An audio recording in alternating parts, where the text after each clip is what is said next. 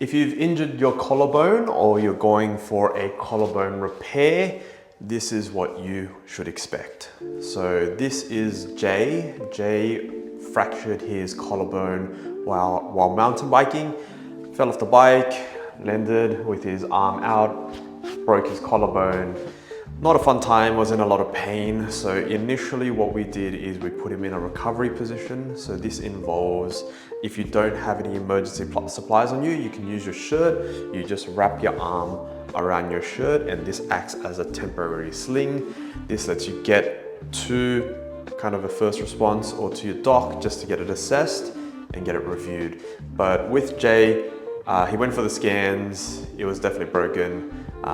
So they scheduled a surgery for him. So what they did was they did a collarbone repair, opened him up here, put a plate in, screwed him into that plate, and this repositions your collarbone or your clavicle to allow it to properly heal. So with Jay, for example, he had a displaced fracture where the bone had shifted, so the plate was just to keep it in line there. For some people, if it's an undisplaced fracture where it's just a break in the bone, you might not need the surgery. You can let it heal through sling and through looking after it. But let's go through Jay's rehab. So within the first week or two, he was already starting exercise. So immediately after surgery, he was on pain medication and the doctor had started him on a gentle exercise program. Depending on the doctor's protocol, you might be in the sling for anywhere between 4 to 8 weeks. Again, it depends on your surgeon's protocol. But with Jay, he was in the sling for about 6 to 8 weeks. That 6 to 8 period, we're starting to wean him off that sling, which means we slowly get him out of that sling. While he was in the sling, he was doing exercises. So with the collarbone, it connects from your sternum through here into your clavicle and into the shoulder joint, which is the humerus bone. So any shoulder movement would involve movement at that clavicle and it can lead to pain. So he was in a sling for the most part. In the meantime, he was doing elbow flexion extension just to make sure that the elbow wasn't getting too stiff, moving his fingers and his wrist to increase blood circulation, but again, to make sure that the wrist and the hands and the fingers don't get too stiff. In terms of physio, he was coming to physio once a week because we were dealing with the secondary side effects. So with the broken collarbone, not much we can do around there, but secondary to the sling, his neck was getting very stiff and his mid-back was getting stiff as well. So we would do some soft tissue work, so massage and a bit of joint stretching just to loosen up his neck a little bit and to get his mid-back a bit more flexible, and this decreased the level of discomfort that he had. Right after the surgery, once we get clearance from the specialist, we can do what we call a scar massage. So if the scar is a little bit sensitive, it is technically an open wound, which means the skin gets sensitive and the scar tissue can actually build up. And for some cases, I've seen that the scar becomes very tight and it leads to decreases of movement for some people. So we're starting a little bit of scar massage. So we're actually massaging on the scar, and this helps to break up any adhesions that might be forming on the skin or underneath the skin. It's very uncomfortable for a lot of people because you're technically sticking fingers in what feels like an open wound, but over time you do desensitize and it leads to better recovery down the track. In terms of his own self-management, the only position that was really comfortable to sleep in was in a slight incline. So he had like an incline couch that he would sleep on. Otherwise, most people, if they're in bed, they would stack a bunch of pillows with a pillow underneath the arm and obviously sleeping in that sling to keep everything protected. Once we got clearance from the specialist, so usually the specialist will review you right after the surgery in about 2 weeks to make sure there's no signs of infection and that everything's healing properly. And again, at either the 6 to 8 week mark to make sure that everything is progressing as it should. We did get clearance from the doctor to start exercising. So we started with some passive movements. So as he's lying on the bed, we're grabbing his arm as he's fully relaxed and moving his shoulder for him. And this is just to make sure that the shoulder joint itself doesn't get too stiff. The most important part here was that it was a passive movement. So we're moving it for him. In terms of active and passive movements, with an active movement, you're contracting the muscle, and because it's still healing, it wasn't recommended at the time. Again, we're following the specialist protocol.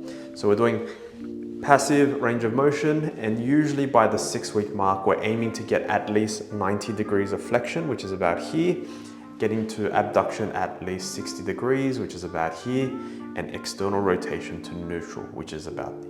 Jay was doing extremely well. Neck was starting to get stiff, but we were covering that with the soft tissue massage and the kind of joint mobilizations through there. And his shoulder was feeling pretty good. He was actually doing very well that he progressed quickly to an active assisted movement. So this is where he uses his other arm to assist and move the left arm for him. And the specialist and myself, we were confident that he was progressing very well. So we did go through that exercise together.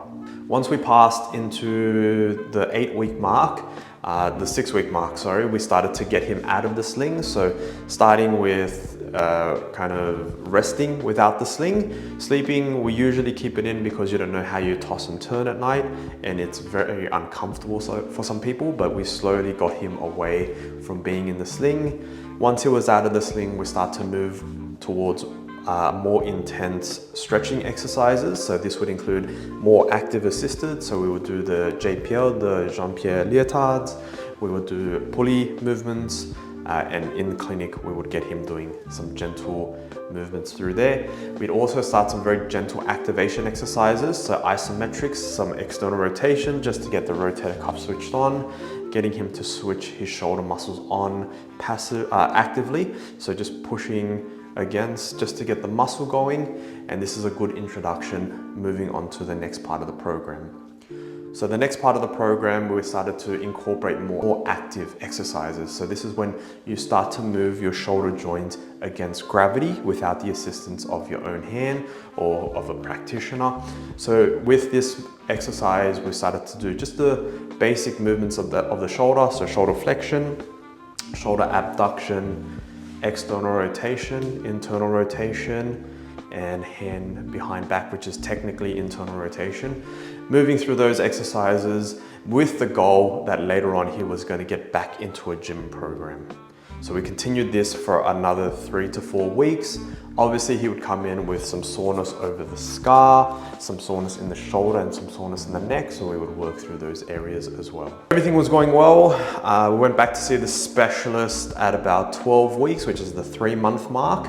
Usually if everything is good, then we get cleared to begin sport-specific exercises. So Jay got all good. We started getting him back into the gym. So what you would notice with some of the exercises is they're similar to things you would do in the gym. So we started pressing movements, which is like your push-up or your bench press. We started rowing movements, which is like your rowing or your lat pull down. In terms of stretching, that's similar to the pulley. So lat pull downs help to stretch the shoulder joint as well. Started to do some abduction work, which is some lateral raises, and then very specific rotator cuff work to strengthen the stability of the shoulder. Usually from the 3 to 4 month mark, we're starting to work with sports specific. So we're trying to get him back into everyday scenarios. Jay is very young, so he wants to get back into, sports and gym and doing other things, potentially even getting back on the bike. So we need to strengthen his shoulder girdle, and this would be a very broad-based strength program. So in terms of pushing, we got a bench press, overhead press, so that's your horizontal pushing and your vertical pushing. In terms of pulling movements, you've got your horizontal rows and your lat pull downs, which is your vertical rows, and then a little bit of trunk rotation just to work through any stiffness that might have built up from him being in this kind of closed position. But everything went well, and then we started working on some more shoulder stability exercises. So here we're doing some balance work with kettlebells, we're doing some banded work to engage the shoulder as a unit and get him used to moving himself again. Overall, Jay did an amazing recovery. He was back to sport by 4 months post-op, so really, really good. Not everyone is like Jay. Some people take a little bit longer. So anywhere between 4 to 6 months to return to sport is considered a good recovery. If you're a little bit scared and you don't want to push it too hard, you can push it as far as 12 months to get back. But overall, the takeaways are we want to stretch it early on. The sooner you start exercising, the better it's going to go. Obviously, follow the surgeon's protocol and taking advice from your physio. So hopefully your recovery goes well as well. If you did learn anything from here, or you know anyone who's going to go for a shoulder surgery, please send them this video so they know what to kind of anticipate. But otherwise, leave us a like and I'll see you in the next one.